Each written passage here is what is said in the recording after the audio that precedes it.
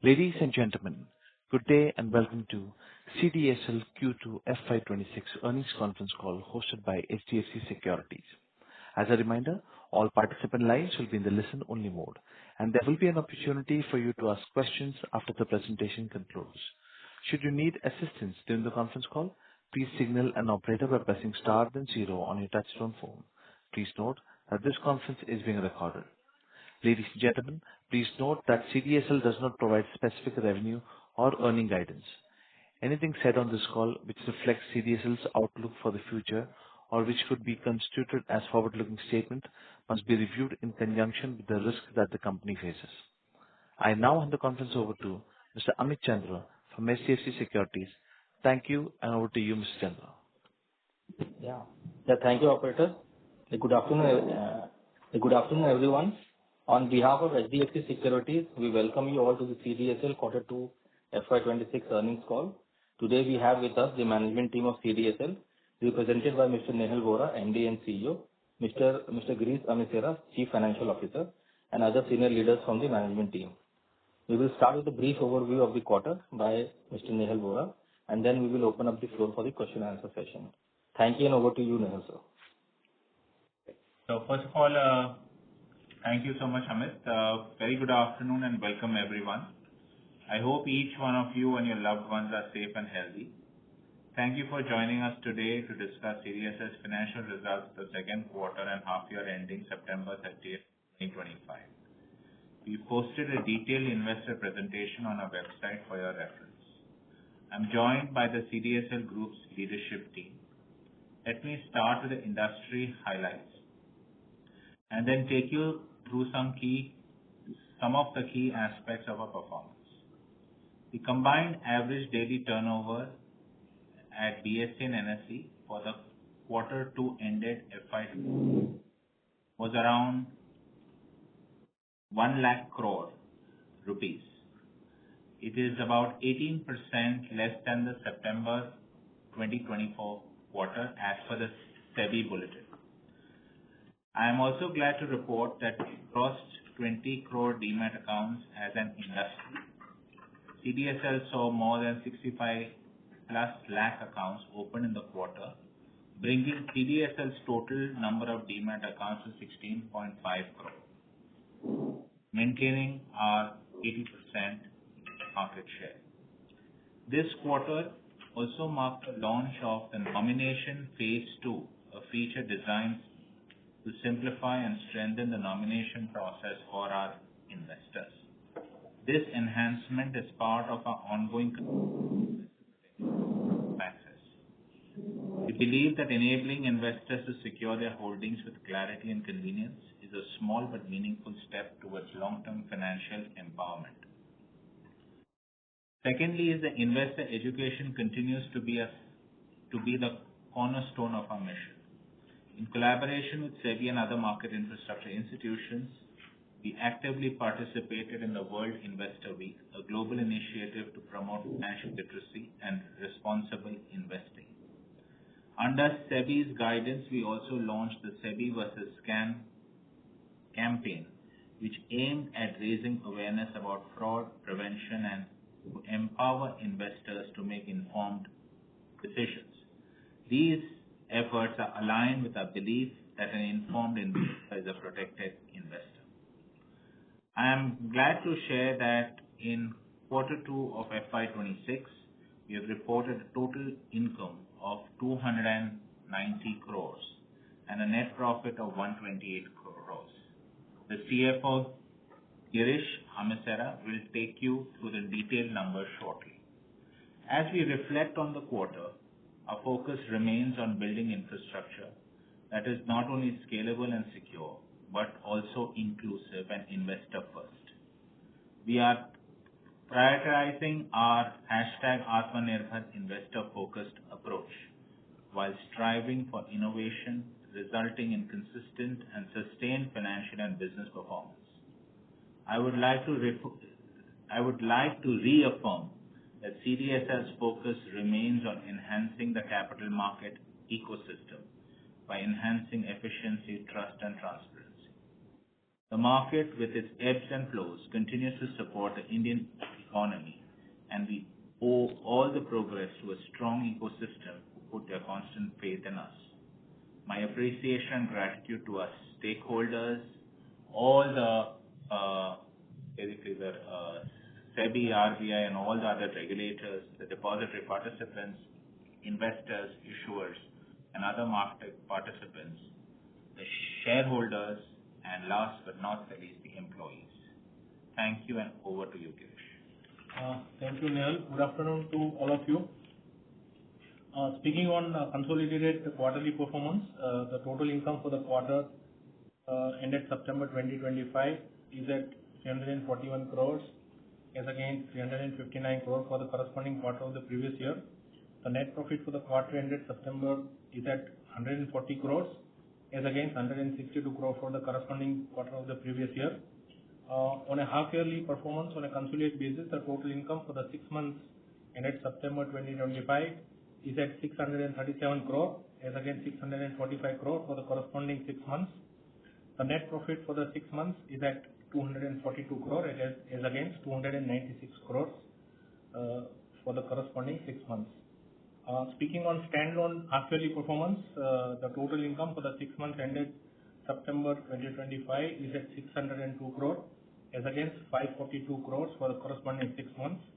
The net profit for the 6 months is at 280 crores as against 276 crores for the corresponding 6 months. On a quarterly standalone basis, for the quarter September 2025 is at 290 crores as against 324 crores for the corresponding quarter of the previous year. The net profit for the quarter ended September is at 128 crores as against 171 crores for the corresponding quarter of the previous year. Kindly note that during September 2024 quarter and June 2025 quarter, our reported profit had included a significant contribution from dividend received from our subsidiary amounting to rupees 47.5 crore and 62 crore respectively for the said quarters.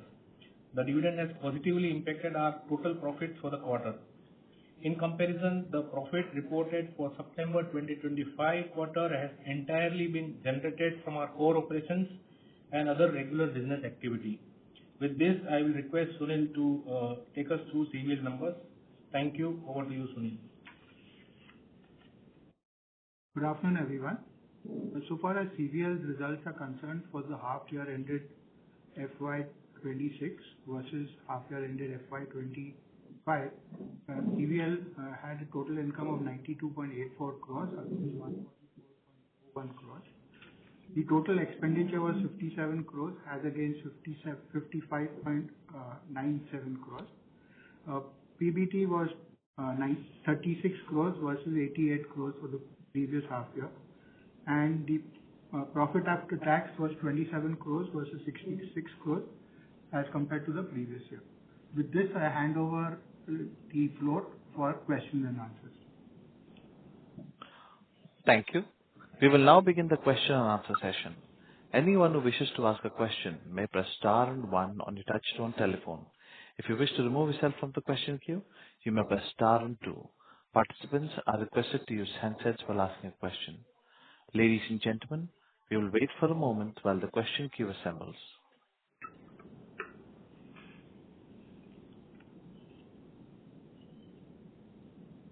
Once again, a reminder to all the participants that you may press star and one to ask a question. The first question comes from the line of Ltd with Equirus Securities. Please go ahead. Yeah, hi, sir. And congratulations on a good set of numbers. So just two questions. Firstly, we have seen a... Just 1 minute, just can you really speak up a little bit? Your voice is a little soft, cannot be heard clearly. Yeah, hi, sir. Is this better? Yes, it's better. Yes, sir. So just just two questions. So like in this quarter, we have seen a strong revival in this IPO and corporate action income. So just wanted to understand, like within the two, what would be the split between IPO-led income as well as the corporate action income? Like any rough sense, any qualitative aspect on the same will also work. And secondly, in the CVL business on the KYC, So like one of our competitor has highlighted that they have also started receiving newer KYCs from the brokerage clients as well. So just wanted to understand like how are you seeing the overall competition landscape over there? Yeah. Yeah, okay. The first number, we don't give it out in the public domain. So you'll have to take it as a consolidated number. This is a practice. On the second question, I'll ask Sunil to answer. Yeah, I mean, if you are referring to KFintech, they have just started operations, and we have not really seen any great impact, where I believe they have also stated that some of the fintech brokers have joined us. Not seen any. I hope that answers your question.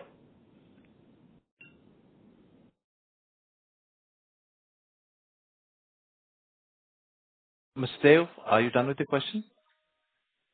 Yes, sir. Thank you. Thank you. Next question comes on the line of Amit Chandra with HDFC Securities. Please go ahead. Yeah, so thanks for the opportunity. So my first question is on the annual issuer charges. So, obviously we have seen strong growth YOY, but on a sequential basis, it has been almost flat. This is despite,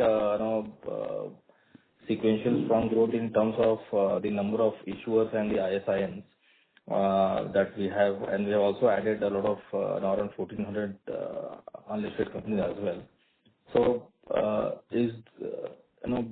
has there been a sharp drop in the number of folios?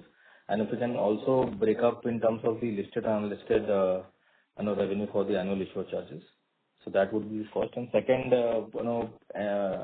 last time you also highlighted and that there has been some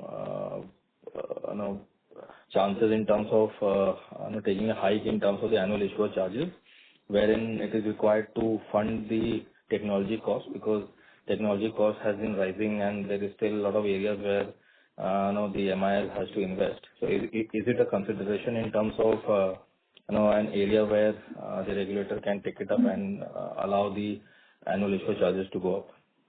Thank you. So I'll take the second question first and ask the CFO Girish to answer the first question. The second question is, again, I have specifically mentioned, in fact, I remember stating that we generally don't disclose our conversation with SEBI. But as has been happening in the past, periodically the charges are increased. So the discussion as and when it fructifies and it is a necessary advice would be issued by SEBI to enable the increase in the charges. I'll ask Girish to answer the question. So, Amit, the annual issuer charges, normally are raised in the first quarter of the financial year to all the companies which are admitted till 31st of March, based on the process that we follow every year and as per the SEBI circular. Now, having said that, the incremental revenue that would accrue to because CDSL would be on account of newly fresh admitted company, and which is in line with what we had achieved during last quarter also. So in this quarter we have admitted some 3,593 unlisted companies, and that has accrued the relevant income in our annual issuer charge. I hope that will answer your question. Okay. And so just to follow up on this, in terms of the unlisted market share, if you can state what is the unlisted market share that we have currently, and with we also now can issue the ISIN. Can there be an increase in the unlisted market share in terms of number of companies we are adding versus the competition?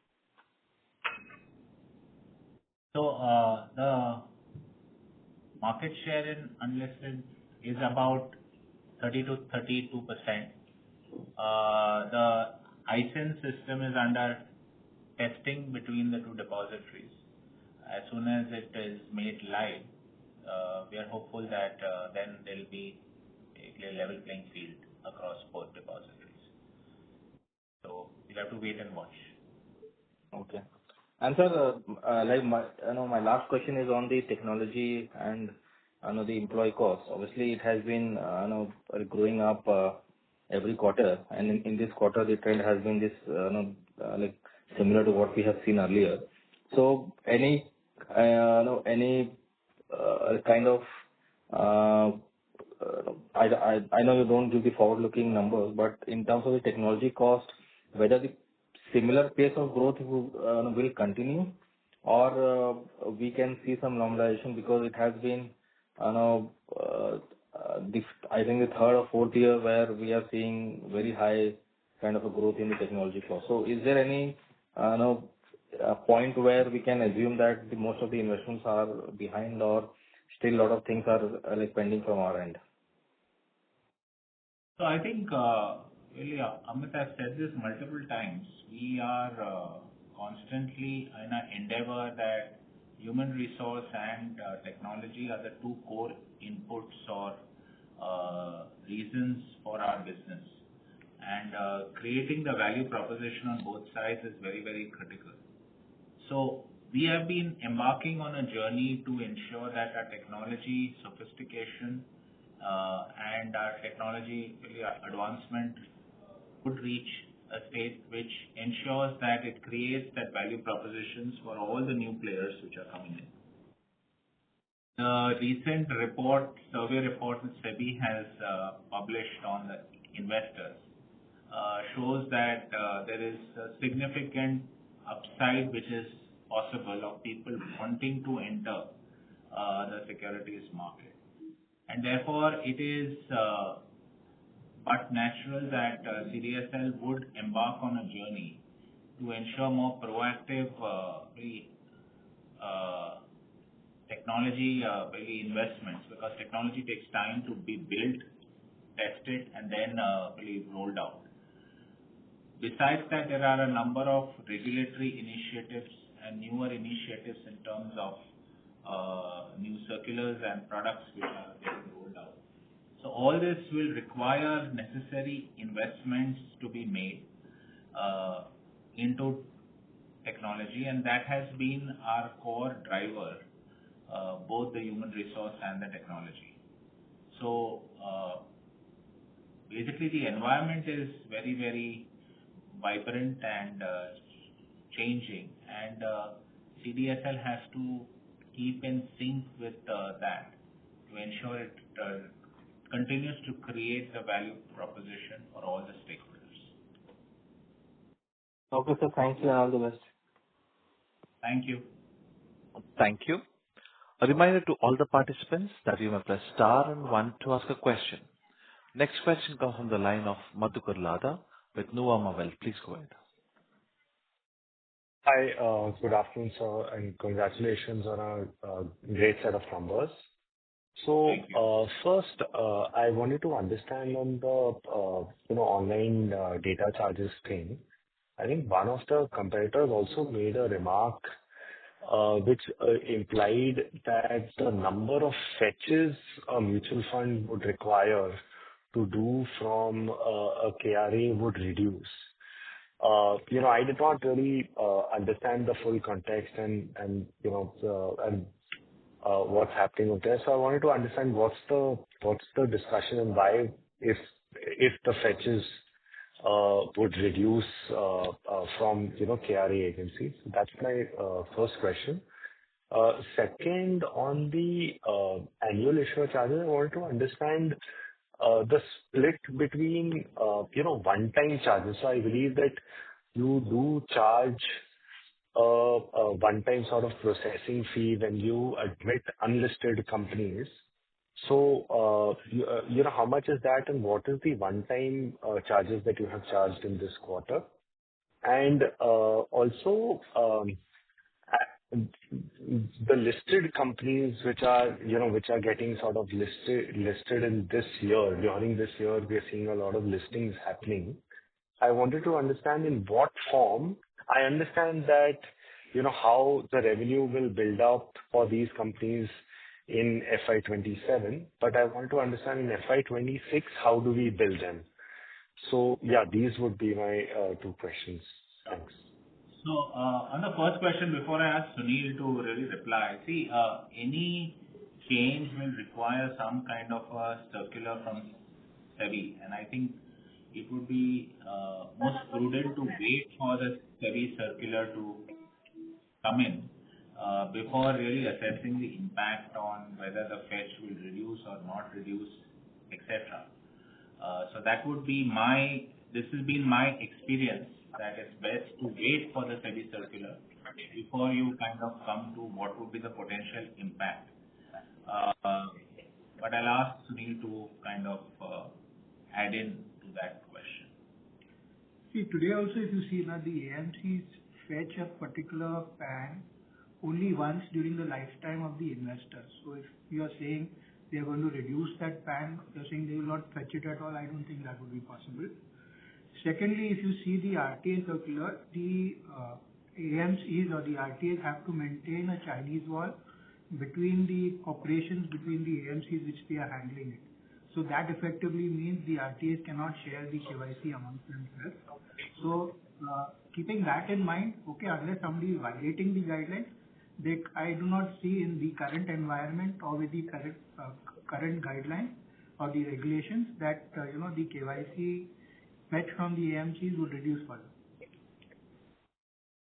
Got it, sir. Got it. On the second question, I'll ask Girish to answer, second and third. So in terms of unlisted issuer charges, in this quarter we have a value of 3.53 crores. And in terms of application processing, we have a number of 5.39 crores. And this is based on 3,593 company admitted during this quarter. With respect to the listed securities, which on the IPO, your question was how it will span out on issuer charges. So if the investor holds the security throughout the year, then based on the ISIN being there in that particular demat account, the annual issuer charge will be decided. Now, it's an average of full 1 year. So depending upon the holding of that particular security in the ISIN, the necessary issuer charge would be calculated. Yes, sir, I understand that, but that will be applicable for FY27. I want to understand in FY26, let's say, In FY26, again, the same formula applies. Okay. If there is an activity being there in that particular ISIN and debit account, then it will be counted in the issuer income's value. In addition to that, on the corporate action charge, when a company gets, IPO is credited, profits of IPOs are credited in the investor account, we earn the corporate action charge in the first year. Second year onwards, he starts paying the annual issuer charge. Okay, so first year it's in FY26 you get the corporate action fees, which is that 11 rupees per folio, and 10 some credit in the 10 rupees per credit, that charge, and then from FY27 you follow the standard formula. Then. Yes. Okay, so got it, sir. Thank you. That's it from my side. All the best. Thank you. Thank you. Next question comes from the line of Devish Agarwal with IIFL Capital. Please go ahead. Yeah, good afternoon, everyone, and thank you for the opportunity. Firstly, sir, congratulations on a good set of numbers. Few things that I wanted to understand. First, the clarification one. This in annual issuer charges, you mentioned two revenues. One was 3.53 crore, which you said has come from unlisted, and 5.39 crore, which was the processing. So this processing will include only unlisted, or this is unlisted and listed both? Unlisted. Okay, so the total unlisted is this 3.53 plus 5.39. Yes. Right. And sir, within the transaction charges, how much would be the pledge income? So, pledge income is 5.09 crores in this quarter. Okay. And what was this last quarter? 1Q? 5.05 crores. Similarly, sir, could you also share the breakup for e-cash, e-voting, and e-AGM, this other, which are part of your other revenues? What was that in total? Sure. The other income is at 59 crore, which is broken up into a consolidated account statement revenue of 12 crore, e-voting income of 20 crore, investment income of 21.46 crore, and other operating revenue of 6 crore. All right, sir. And so if we see there has been some little restatement in your KYC income, which has been restated upwards for the previous quarters also. Could you explain what reclassification have been done?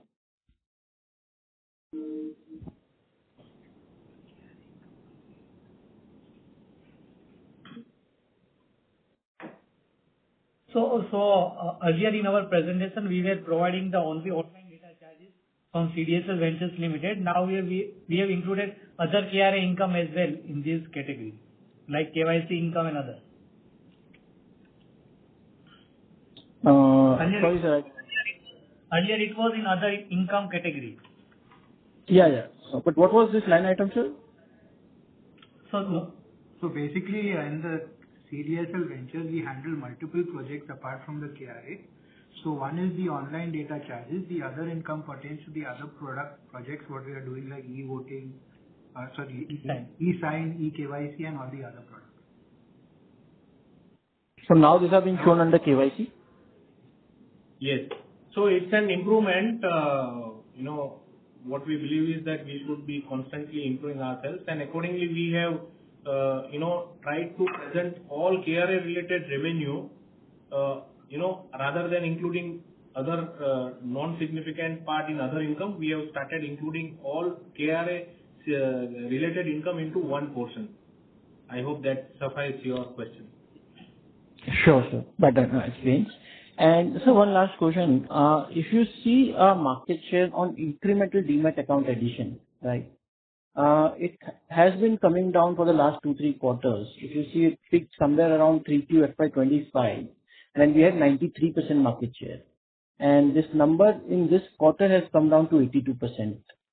So, any particular reason that you can highlight where we've been losing market share? So we've not been losing market. See, again, percentages, you have to look at the absolute numbers. Percentage is basically a relative number. So what is the total accounts which have been opened? You will see the absolute numbers which are getting opened between quarter to quarter. It is steadily been on an increase. And basically some of the, so hence I think that percentage is only an indication. It is not something which is showing a downward trend as a percentage. Doesn't mean that the number of accounts if the number of accounts opened are going down, then it's an area of potential area of concern. But that also is, see, again, I have always stated this in various investor calls that this company is finally a market infrastructure company, like a road. You have to look at a little more medium-term and long-term perspective. Quarter to quarter is a kind of a snapshot, but these are all a culmination of various market conditions, the external environment, etc. So I think you need to look at it from that particular perspective. So if we would try to understand, say, for example, among your top 20 clients who contributes the maximum in terms of new account creations, is there any client which was earlier exclusively working with CDSL and now is working with both the depositories? Has that changed among your top 20 clients? We don't give any client-specific information. It's a culmination of all this. Once again, I would really urge you, if you look at the numbers on quarter to quarter, on the first quarter, we had opened 56 lakh demat accounts. Quarter 2, it has been 66 lakh demat accounts. Right, sir. Right. Perfect. Thank you so much. Thank you. A reminder to all the participants that you may press star and one to ask a question. Next question comes from the line of Sanket Godha with Avendus Spark. Please go ahead. Yeah, thank you for the opportunity. Sir, my question is related to your tax rate. So for the first half, it looks to be around 27.4% for the Concall tax rate. So is it fair to assume that in second half, your tax rate will be lower, so that in full year it will be around 25-ish? So that's my first question. And second question with respect to data keeping is that if you can quantify your impairment cost in the current quarter, that will be useful. Sure. So, Sanket, the tax rate of CDSL, we are at 25.12% totally, 22% base rate, and then education cess and surcharge. Having said that, when we look quarter on quarter, our average tax rate would range from 22% to 25%, depending upon various kind of impact of the deferred tax assets or deferred tax liability. I hope that suffice your query. And with respect to data set, the debtors provision is at 5 crore 7 lakhs. 5 crore 7 lakhs. Okay, sir.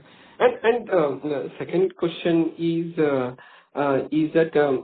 means last quarter you mentioned that your number of folios were 22.76 crores. So any incremental growth in that number in the current quarter compared to the previous quarter?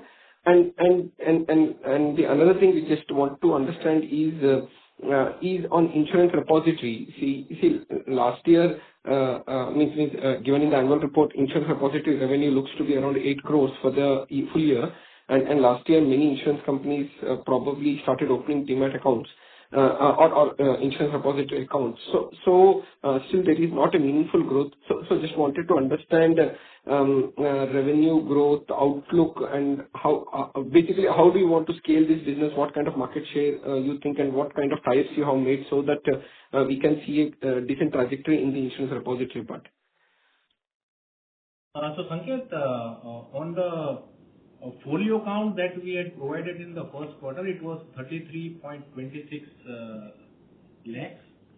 And what the number that you said, it was of previous year. And normally when we annual issuer invoicing in the first quarter, so that number remains constant throughout the year. And with respect to the insurance related question, we will request Latesh Shetty to respond. Yeah, hi Sanket. Latesh Shetty here from Centrico. With refer to the current half-yearly closing, we have signed up 2 new customers. LIC integration is expected to go live in November. So we expect some numbers to increase from there. As far as the numbers of insurance accounts opening is concerned, we are actually reflecting the industry numbers. Although we do not count the premium numbers, but if you look at the number of policies issued from the IRDA results, there has been actually a decrease in the number of policies opened. But still, we have shown a 30% growth vis-a-vis last year. And we expect that the online portal opening which we have done should contribute more. So just to give you a perspective, there are 3 channels from where the business comes. One is from the insurance companies. Second is directly from the customers. And the third channel is the broking channel. So we have opened the first channel was always there. The insurance company's business has been our basic revenue mode. We have opened up the online portal 6 months back, and we have seen steady trickling of numbers from there. The third broking channel is which we are working on, and we expect that the future growth should come from the broking channel. So I hope it answers your question. Yes, sir. But last and a follow-up to this. So in insurance, in your view, large part of the growth will come from life rather than from general insurance companies. Is it a fair assumption to make? Sorry, we do not give breakup, but please come again with your question. What is the question? I was not asking for the breakup, sir. I'm just saying from an insurance repository business point of view, for the industry as a whole, the main source of revenue will be life rather than general insurance business. Is it a fair assumption to make? No, I don't think so. That will have to be seen as to how the industry evolves, and it depends on what is the regulatory formulation also which happens.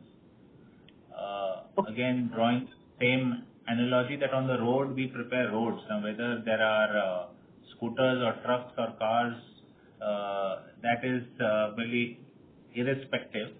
The intent is to create value propositions for all the vehicles which are coming on that. Understood, sir. Yeah, thanks. That's it from my side. Thank you. Thank you.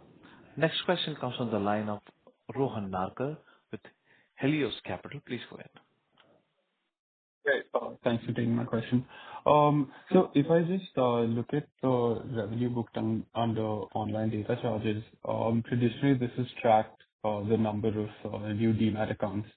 But this quarter, the number of new demat accounts has grown about 14%, but the revenue booked under this line item is up about 30%. So could you just provide some color on exactly what's going on and what has changed qualitatively under the hood? So see, when the accounts are opened, that shows the number of new people coming into the fold. But there could be multiple transactions which happen, which includes pledge transactions, it includes your actual buy and sell transactions, and each one is recorded as a revenue. So it depends on the market activity in that quarter, which determines what the total income from that market-driven activity constitutes. There may not be a 1:1 correlation between account openings and the number of income which is earned out there, and hence you have to take it in that perspective. Just to follow up, wouldn't the pledge income and say transaction-related income be booked under different lines within the revenue account rather than online data charges? Transaction charge and pledge income is depository's income and not KRA's income. So it is not recorded under the KRA income account. Right. So my question was, the online data charge revenue, the revenue booked under online data charges is up about 30% quarter on quarter. But Yeah, the so number that's of right. Yeah, so that's what similarly, like it's in the core depository CDSL. In CDSL also it constitutes various other activities like fetch and etc. I'll ask Sunil to give you more details, but the intent is that there may not be a 1:1 correlation between account openings and these online charges or account openings and market transactions. Yeah, the point I'm trying to make. You also have to understand that it's only not demat accounts which are getting opened by way of KYC. There are mutual fund investors also coming in. So effectively, the KYC, what you see, the numbers what you see is getting divided amongst demat accounts and mutual funds. That is, investors investing only in mutual funds. So I hope that answers your question. No. Okay. So is it more fetches that are being generated by first-time investors with an AMC that has sort of driven the revenue this quarter? See, we do not actually see if, get into those things. We really track more of the overall fetches which are happening, okay, compared to whether, the new investors are fetching. What we normally see as a trend is the new investors which come in, the fetches take at least, about 6 to 1 year to actually start coming. Okay, understood. So this quarter we've seen an increase in the number of fetches on the KYC records. Is that a fair understanding? Yeah, quarter on quarter, yes. Okay, thank you. Thank you. A reminder to all the participants that you may press star and one to ask a question. Next question comes from the line of Prayesh Jain with Motilal Oswal Financial Services Limited. Please go ahead. Yeah, hi. So just one question on the transaction charge. Some brokers on their website show per transaction, while some show per ISI and debit. Can you clarify if whether, if there is one ISI and debit at the end of the day, the customer is charged only once, or there can be multiple charges also possible during the day? See, again, you need to understand that depository charges the depository participants. What the DP stroke broker, now broker is a different activity, depository participant different activity. That will depend upon the arrangement or the agreement which is between the ultimate customer and the intermediary. Okay. Both these are put out on the public domain. So the market at large knows that what the depository is charging, what the brokers are charging, and it is up to each customer or beneficial owner to choose which customer. And there could be various options. DPA may charge different from DPB or DPC or DPD, and it is up to the investor to choose which DP it would like to choose for its own self. But as a depository, you get charged only once when the ISIN gets debited at the end of the day. Not at the end of the day, as each transaction, each settlement. Each settlement. Okay. Right. Got that. So effectively, every time there is a debit, there is a charge into the investor. Okay. Got that. So that was my only question. Thank you. Welcome. Thank you.